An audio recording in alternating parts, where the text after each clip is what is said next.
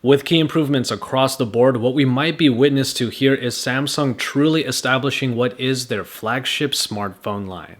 Hey, it's Joshua Vergara from Android Authority. What's going on, everybody?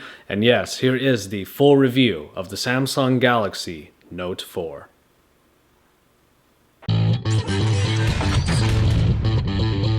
What a difference a little metal makes. Undeniably, the first thing you'll notice about the Note 4 is its shine across the frame. An aluminum frame provides an incredibly sleek addition to the returning faux leather backing that no longer has the fake stitching all around.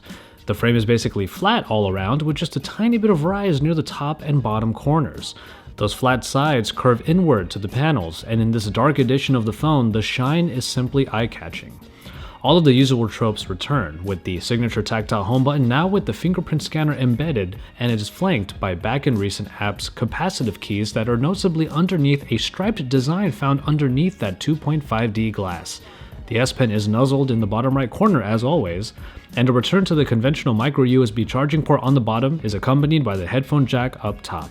The faux leather backing provides the kind of texture that grips to the palm, making this a comfortable phone to use despite its larger size. And there's no way around it. This is simply the prettiest phone Samsung has ever made. Certainly true when considering the Note line specifically. Even if it might look like another Note device to everyone else, you as the owner will know by the subtle reflection of the 2.5D glass and the shine of the metal frame that this is the wonderfully designed Note 4 that you own. And you're going to love knowing that. I've mentioned 2.5D glass a couple times already, and that is only one of the big enhancements in the Note display game. In the case of the Note 4, it is kind of a return from the Samsung Galaxy S3. The 2.5D glass is basically the kind of glass you'd see on most high-end watches these days, slightly thicker and raised up, but it slopes downward on all sides.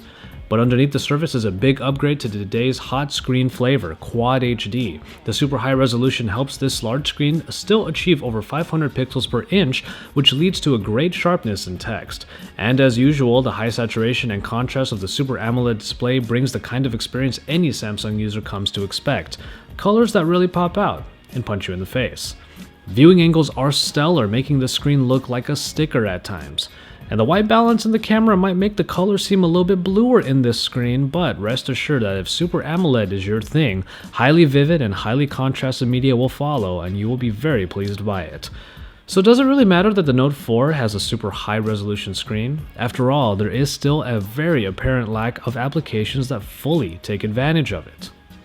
You can find the difference if you look hard enough, and it is there, but for plenty of general users out there, you're pretty much going to just enjoy the great experience that is on here, no matter what you think about Quad HD. And now you can be sure that the best performance possible is accompanying the new Note 4, the Snapdragon 805 with the Adreno 420 backed by 3GB of RAM. Now this is the configuration that my specific model has, but a beefed up Exynos octa-core setup can be found in the alternate model. But no matter how you slice it, there is raw power in this phone, and there has to be, given Samsung's penchant for incredibly saturated software experiences. That being said, the experience on the Note 4 is best described as TouchWiz at its most fluid thus far. That's not to say there aren't any moments of stutter or lag, as I'm sure many of you will be hypersensitive toward, but I've had tons of applications running at once. I've blown through multiple multitasking scenarios, and I've been able to play some great games without much incident at all. As far as Samsung is concerned, this is the best performance experience they've managed to put out, which shouldn't be much of a surprise. You might be able to find more fluid experiences out there, but the margin between them shouldn't be very large at all. And in hardware, Samsung continues to push the envelope with its offerings in the Note line. The S Pen has been beefed up, but other additions have found their way to the Note 4 as well. The most glaring one is the new heart rate monitor found squarely on the back. The application of health monitoring via the S-Health application is an individual matter, but at least the HRM can be used for other purposes now, like as the shutter release for the camera. Personally, I'm not a big user of Samsung's flavor of fingerprint locking, but nonetheless, it's a feature that has arrived in the Note line now. All other expected bits and pieces are here. Call quality was expectedly good, but despite some decent volume in the speaker setup, its rear mounting still puts it at just average performance. The removable back cover allows you access to a replaceable battery which comes in at 3220 mAh. That's not a big upgrade from the battery capacity of the Note 3, but even with a higher resolution screen and all of the power underneath, I found battery life to be where it should be for a large device. In particular, one day of heavy testing brought the phone down to single digits in about 14 hours. And if you were using power saving features, especially the ultra power saving, you should easily get a day and a half out of the Note 4, possibly quite a bit more. So optimizations went into ensuring the battery life didn't at least go down a lot, but Samsung made sure to add an important feature: fast charging. Using a 9-volt charger in lieu of the conventional 5-volt charging adapters, Samsung claimed that battery life gets to 75% under just half an hour of charging. Now that wasn't really the case, but their secondary claim was true: full charge in about 100 minutes. While it might mean having a specific charger or adapter on hand at all times, the ability to go from zero to work ready in a short amount of time will undoubtedly be an indispensable tool for plenty of users, as it was for me. Multiple microphones have been added on to help with the voice calls, and in the quality it seems to work, but they are also there for voice recording, which now can be used in an app to segregate specific portions of the sound spectrum. It's a nice feature, but ultimately it's not really useful for anything more than reference audio.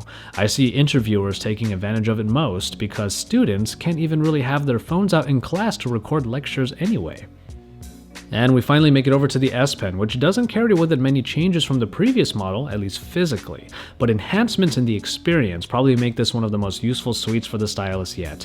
Higher sensitivity allows for even better stroke sensitivity in the S Note application, which means new pens. A new Smart Select feature lets you cut apart specific sections of your screen for easy access later, and perhaps the most useful addition is the ability to hold down the button on the pen to easily do selections across the system, like dragging a mouse in order to do selections on a computer. By far, the pen as mouse feature is the one I see people using most, as I found myself pulling the pen out for just that very purpose, because holding down a finger and then trying to do my selections accurately is just not the business anymore. Even if the other capabilities of the S Pen might not prove useful later on, I think doing selections easily like this will never go stale. And now we make it over to the camera, which brings with it the optical image stabilization we've been waiting for on top of the 16 megapixels of power. A more open aperture should allow for better low light shots, and this is true for both the rear-facing camera and the front-facing 3.7 megapixel shooter. Key modes return from previous iterations like Live HDR and the selective focus, but a few selfie-centric modes are now available as well.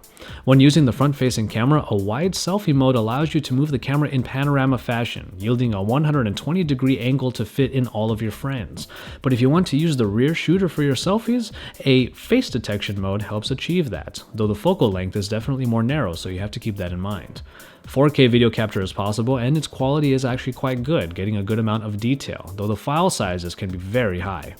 Picture quality continues the tradition of Samsung quality, with pictures exhibiting very high saturation, which means vivid photos, though not necessarily too accurate to the actual color. Low-light shots still suffer as expected, but the optical image stabilization yields a better photo in the Note 4 than any Samsung phone that went before without it. Shooting photos with the camera app is actually a pretty fast affair, with processing time only getting long when in low light situations or when using special modes. Otherwise, it's pretty easy to get a shot off, and you will likely get a pretty good looking shot. And finally, TouchWiz returns in the Galaxy Note 4 with further enhancements not only with the S Pen but also in multitasking. We already went through the S Pen updates, but the S Note application has been given one very powerful addition: the Photo Note. The application will go as far as morphing surfaces taken at an angle in order to capture any text on that surface, which then can be converted into lines that are erasable and replaceable using the S Pen, opening up true and creative editing. Samsung's own version of the second screen comes back too, and it is now called Briefing. It is still basically a big flipboard widget, but its design is much easier on the eyes now and actually makes scrolling through the news feeds bearable and actually looks really nice. Unfortunately, the Briefing is still very curated, with no room to pick custom feeds. You can select from a limited amount of categories, but that's about it. And finally, we come to the multitasking capabilities, which have been heavily bolstered. Multi-window has been given center stage, with a new icon that is found in a redesigned recent app screen. Press this button and you'll launch right into the dual window. Holding the back button still brings up the familiar list of compatible applications, which continues to grow, but tapping on any of these apps will bring up a floating window that brings another level of multitasking. You're able to go from here to a floating icon that can be put aside, enlarge the floating window to be full screen again, or drag it up or down to once again create the multi-window combination. The final but flashiest element added in is the drag down from either top corner. When using a compatible application, it will shrink down to a floating window, which you then can perform any of the transitions to multi-window or floating icons that we've already talked about to your heart's content. This seamless movement from one multitasking method to another really shows the power of this version of TouchWiz. And even if you don't really use multi-window or floating apps, the ease of use just might convince you to try it more often. I have always said that TouchWiz, with its generally bloated elements, even after its recent aesthetic revamp, looks better on larger screens, and it is still true here, especially with the higher resolution. It all seems to fit quite well, and honestly, I haven't wanted to install another launcher yet. If there are a bunch of features that you already were not using in previous Samsung iterations, then not a whole lot's going to change when you use the Note 4. But the focus on multitasking and the new additions in the S Pen, I believe, actually might survive what I call that Galaxy syndrome. The Samsung Galaxy Note 4 will be the premium offering across all contracts and carriers, and the off-contract price will be at least $700, which is no surprise for a high-end smartphone. Though the LG G3 and the Oppo Find 7 come to mind as competitors due to their Quad HD displays, much of the talk will likely center around the iPhone 6 Plus as the main large form factor competition. Don't worry, a full comparison will be underway soon to see how all of these stack up. Updates to high-profile smartphone flagships generally get a lot of buzz, but lately, the excitement has been waning, due in no small part to the fact that small steps are what we get, where we thought we were going to get big leaps. In the case of the Samsung Galaxy Note 4, we might not be seeing giant leaps forward for the Note line, but the steps taken were the right ones. Samsung has figured out design and crafted one of the most attractive phones I've seen. Quad HD was the expected step forward in display, but they've managed to make the battery life still on par while adding fast charging to get you back to work quickly. Optical image stabilization finally arrives here, and then TouchWiz focuses once again on multitasking, this time providing a seamless experience that should make multitasking easier for a lot of users. And finally, the S Pen continues to be the unrivaled Note line's marquee companion, further bolstered by capabilities that make a number of once menial tasks much easier now. The number of enhancements that have proven exciting and ultimately useful is longer here than in any past release, Samsung or not, and that's what makes the Note 4 such a great phone. In almost every respect, the Note 4 ups the ante, not only for Note veterans, but also for anybody looking for an attractive package and an upgrade to a larger display or to a stylus experience. With this fourth iteration in its Note line, Samsung has truly established which phone is their true flagship. And that is why it gets our Editor's Choice Award for being one of the best offerings of the year in the smartphone game. As always, thank you guys very much for watching, and I hope you enjoyed this review of the Samsung Galaxy Note 4. We have even more coverage of it, including comparisons to other phones like the iPhone 6 Plus that will be coming pretty soon.